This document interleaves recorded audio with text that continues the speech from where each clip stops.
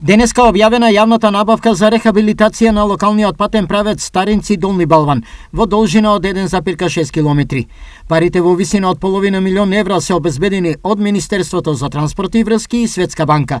Градежните работи ќе стартуваат ова лето, изјави градоначалникот на Карбинци Виктор Паунов. Денес официјално објавија јавната набавка во врска со реализацијата на патниот правец Старинци Долни Балван.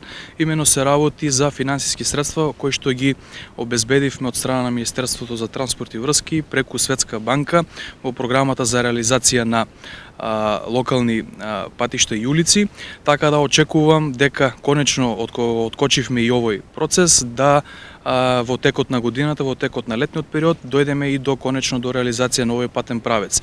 Имено се работи за 1600 метри пат кој што од едната страна ќе има велосипедско-пешачка патека со партерно уредување и осветлување на самата таа патека.